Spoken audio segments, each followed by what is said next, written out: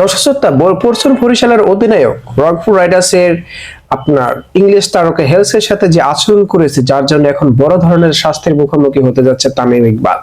আসলে তামিম ইকবাল সেখানে কেন এই ইংলিশ তারকার দিকে তেড়ে যাচ্ছেন, কি ঘটেছিল সেখানে, সেটা স্পষ্ট করলেন দুইজন ব্যক্তি।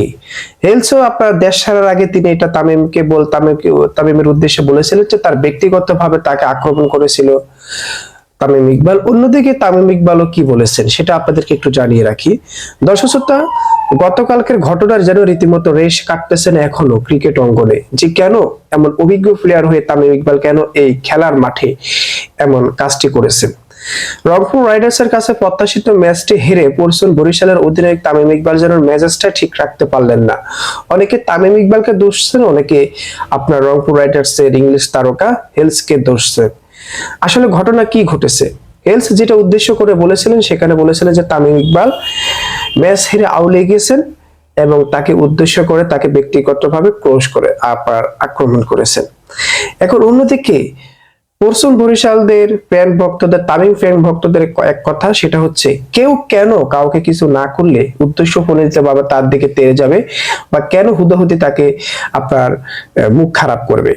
দর্শকটা সিলেটে তখনও ম্যাচের রেশ কাটেনি। নুরুল হাসানের তাণ্ডবে 7 বলে 32 রানের তাণ্ডবে ম্যাচ বিজয়ী করে নেন রংপুর রাইডার্স। অন্যদিকে পরশুন বরিশাল একটি আশাহত ম্যাচ হেরে গিয়েছে।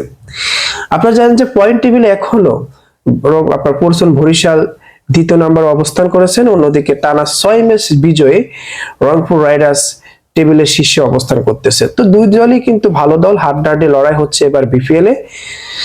এবার আসেন মূল ঘটনায় আসি। তামিমের কথা হচ্ছে হেলস নাকি ম্যাচ হারার পরে যখন আপনার সবার সাথে যখন দেখা সাক্ষাৎ করার জন্য যখন হেঁটে যাচ্ছেন, হাত মিলাচ্ছেন, তখন হেলস তামিমকে উদ্দেশ্য করে আপনার আকার ইঙ্গিতে মুখের বিভিন্ন অঙ্গভঙ্গিতে তামিম ইকবালকে আপনার টার্গেট করে কিছু একটা করছিলেন এবং সেটা তামিম ইকবালের নজরে আসে। পরবর্তীতে তামিম ইকবাল বলতেছেন, এভাবে না করে কিছু বললে সামনাসামনি এসে বলে যাও। তো এমনটাই বলেছিলেন তামিম ইকবাল।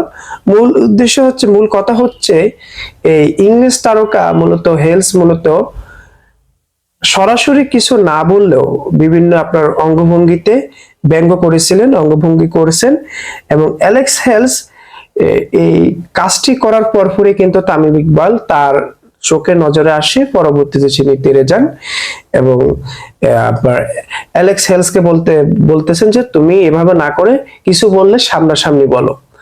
এভাবে এই কারণে তেড়ে গেছিলেন এবং তামিম ইকবাল খুব রাগান্বিত অবস্থা আমরা তাকে দেখতে পেয়েছি।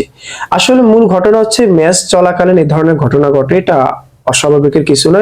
এগুলাকে লম্বা করে নানাবিধ কাহিনী করে অনেক কিছু করার কোনো প্রয়োজন নেই। অনেক মিডিয়াকে দেখা গেছে এটাকে নিয়ে বিশাল হিস্টোরি তৈরি করে ফেলতেছে, যে যাকে পক্ষপাতিত্ব করে ভিডিও তৈরি করতেছে।